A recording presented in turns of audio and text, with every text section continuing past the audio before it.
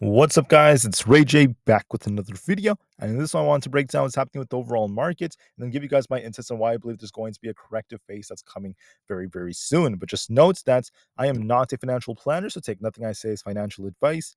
And also, if you guys can, please check out my Webull link. If you deposit any amounts of money, you're guaranteed 12 of free stocks. If you deposit $500, you're guaranteed 20 in total. And deposit $2,000 or more, and you're guaranteed 40. The offer ends very soon, in just about 5 days from now. Anyways, now let's talk about the market. So I just want to mention that right now the market's on a bullish phase, making higher highs and higher lows. But as of the last couple of days, we were slowing down just a bit. So the question is, will we see buyers defend this market and cause this thing to bounce? Or are we about to see a very, very big, sell-off that's about to shake the markets? I'm going to give you guys my insights on this. So one thing that tends to happen historically is this. The market tends to, during election years especially, we have a tendency of getting these sell-offs approaching the election. Let me just zoom in on this just for 1 second. So, okay. Anyways, going back, you guys could see that we have a tendency of selling off as we approach the election, at least historically. And then right after the election, what sometimes happens is we sell off a bit more, and then we continue this rally, or we just rally from that point on. Right? Everyone was expecting this. This is what the most common narrative was. The market's going to sell off and get this big rally after the election. We were listening to people all over CNBC that were saying that, but the honest truth is that's not what really happened. What happened instead is the market's very close to all-time highs, and we didn't really get that corrective phase.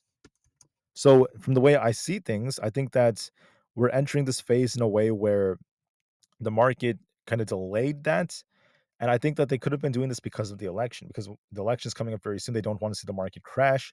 So that's the reason why they're holding it up very nicely. But we have a lot of confluences that do suggest the market's going to get a corrective phase. I'm not saying it's starting yet, but it could be happening in the future. For the week that's coming up, just know we have a lot of important data coming out. So, like on Tuesday, we have some jobs numbers. Wednesday, we have GDP numbers. Thursday, we have PCE inflationary numbers. Then for Friday, we have more jobs numbers and manufacturing numbers. So big data is coming out throughout the week, which will affect the market. We have to wait and see what that causes. Not to mention big tech earnings this week. We have Tuesday through Thursday. We're going to be having like Alphabet, Microsoft, and the others announcing earnings. So all of those things will affect how this market ends up moving. But the question is, where will the market correct to? Where do I think it's going to end up dipping to? And why do I think there's going to be a corrective phase? So the first thing, let me just account for this. Right now, the market's bullish. Technically, it's still bullish. We have not started any corrective phases. Okay, so we can't just short to oblivion and expect the market to crash. We're not ready yet. We actually just touched all-time highs, I believe, on Friday, and we came back down. So it just goes to show we're just in a range right now. Right now, SPY is stuck in this range. Every time we've been dipping towards like 575 to 578, we're getting bought back up. And every time we're hitting 585, we're getting like rejected. So we're just in this sideways phase right now. But one thing that's worth mentioning is that as we've been pumping higher, SPY has been maintaining a triple bearish divergence. So the indicators are showing that we're weakening on our trend, despite the fact that the market is holding these highs. That's the first bearish signal. The second one is the fact that, well, as you guys can see, we have this very, very big rising wedge that's developing. So that is once again suggesting that there's going to be downside coming. Rising wedges do tend to lead to downside. The third thing is we skipped the corrective phase that tends to happen in October. October's been bullish thus far, but we're going to see if that ends up lasting or not. And finally, another big factor is this. So when you look at the way the market moves, if we go back to charts like this, when we leave gaps, we do have a tendency of filling them. Not always, but we do tend to do that. Let me give you some examples of that. So right here, if we go back to like June, right, SPY was pumping very, very well, and we left a lot of gaps. So like right here, SPY was rallying, we left a gap. We had a gap here around 422. We had another gap up here, we had another gap up here at 446, and then we continued to pump. So we dipped a bit, we filled some gaps, we came up, then we started to dump all the way down to fill most of these gaps. Obviously, we didn't fill all of them down here, but we did fill most of them, and the majority of the gaps ended up getting filled. Then SPY started its rally. Not all gaps have to get filled, but the majority of them do tend to do so historically. And we just started to rally, rally, rally, rally. But notice that during the next corrective phase, so you want to look at this based off corrective phases. If we go back to like April, okay, you guys could see that SPY was dipping dipping, and we weren't really creating any new gaps. Then when we started the rally, we had these gaps over here that started to form. So if you look right here, there's a gap here around 505, another gap over here around 510. We rallied. We had another gap over here that was unfilled at 528, another gap over here down to about 537, and then we continued this rally, right? We also had a gap over here once this like started. So then what happened is we dumped, formed a gap, and we dumped. Then we started filling. This gap got filled. So this gap right here got filled. This one got filled. This one got filled. But then this one didn't get filled. Not all of them get filled, but the majority of them do get filled. See, the majority of these got filled. What happened? Then we start the next rally. But this gap was left right here. We have a double gap right here. Maybe not a double gap, but there's a gap right here at 534 that was unfilled. And then we rallied, we came back down, then we continued to push. And there's another big gap right here around 563. I think there's also one right here. It's very tiny, but it's around 558. So we have some gaps in the 560s, 550s, and the 530s, at least for SPY, that are very unfilled. And then also, if you look at ES, there's a massive gap to fill all the way down here at 5638. So we have the same thing going on ES. On SPX, I think we see it right over here at 5641. There's one gap. There's another gap here on SPX at 5350. There's also a third one here, but I'm not too worried about that one.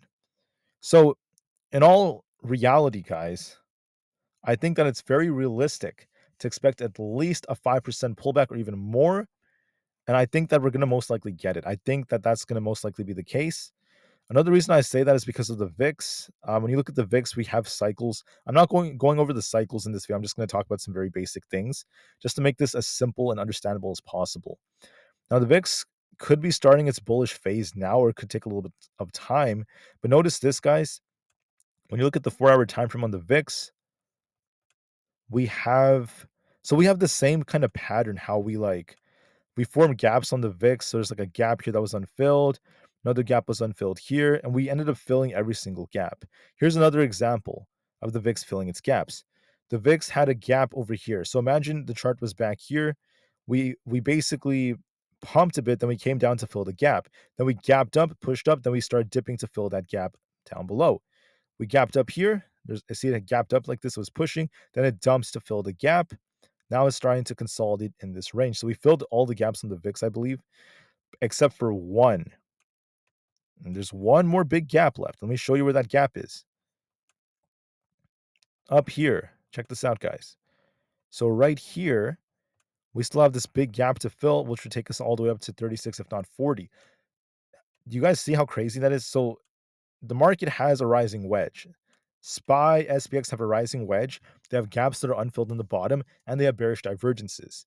The VIX has a big gap to fill above, which suggests that what's going to happen to the VIX is something like this. We're going to be looking at the VIX to potentially do this. I don't know if it's going to like consolidate for some time, maybe a little bit after the election, however long it takes. But sometime in November, this is going to spike again, and we're going to be looking for a move back up like this, once again to fill that gap. And then we'll be coming back down like that. Or this could be delayed. Maybe it doesn't happen till like December. So it all depends. Towards the end of the year, I think there's going to be one spike that's coming, and maybe right after the election. If the VIX is going to spike like this, that means that it's going to be because of the S&P 500 seeing an increase in implied volatility. Why? Because we might be looking for the market to potentially get a corrective phase. And I think a realistic target is going to be at least a 5% pullback very soon. If I take my fib retracement area, we can actually start from this low right here, from that corrective phase we got in August. So I think the low is like right about here. And if we come back up, you guys could see, I don't know if the all-time high is in or not. The peak might be in, maybe not. But realistically, I think that we will easily start dipping to the 4-hour 200 EMA, at least 568 to fill that first gap. If not the breakout area, I think 564 is going to be where we're going to be dipping to at least a 13-point correction. And then maybe even something even more significant than that. If that does not hold us, this is going to be the main support I'm looking for, that 565 area, very close to where our 200 EMA happens to be. And if that doesn't hold, we're going to be looking at potentially targeting our 550 area down here on the 0.5 retracement area. So all the way down here. So the 560, the mid 560s, if not 550, are likely going to be coming, in my personal opinion. And I think it may happen soon. I don't know if it's going to be right after the election or if it's going to be a little bit after that, maybe in December, but sometime in November to December, it's going to be coming. And I think there's a big opportunity right over here. I also believe that it's going to be gifting us with a very good buying opportunity because the market's going to get a big rally after that. And I think that a big opportunity is coming in this market. I think that we've been rallying in anticipation of this. And I think what's helping the market hold up is the election. So are we in a corrective phase right now? Well, we can't say that yet because we haven't lost our key support. What do I mean by that? If you look at the daily time frame, SPY is still holding its 20 EMA. It hasn't lost 577. It hasn't even lost 574. Lose 574 and I will turn a little bit more bearish, but we haven't done that yet. I think it's possible we dip a little bit lower on Monday, but then we'll see what happens with the big tech earnings and data that's coming out, and also with the election. And then we'll see if the corrective phase starts after that or not. But we'll be waiting for that very, very carefully. ES has not lost critical support yet. It hasn't even lost the 5800 area. We need to lose at least 5800 for us to see a dip to at least 5733. Then the gap fill back down to 5630, which would drag SPY down, in my opinion, closer to about the 560 area. So this would drag SPY to 560 if we end up coming down to fill this gap. If you translate the levels, so that's basically suggesting there's downside potential coming.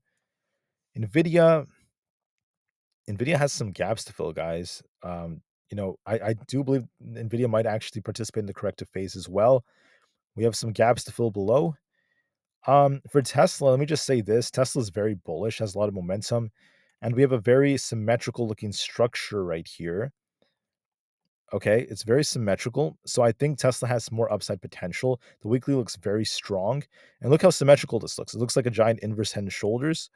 So Tesla could actually rally a little bit more if we break 270 and 278. If we break those two levels, I think we get closer to 300. And then maybe after that, Tesla could see a corrective phase with the broader markets. So don't be afraid to take profits on your options if you're trading Tesla. I'm not referring to shares. I'm just talking about options for day trades. How about we're just going to talk about the QQQ, and then I'm going to conclude the video. So for the QQQ, the daily chart has a very similar setup as that of SPY. I think I drew out this wedge that was developing, so it kind of looks like this.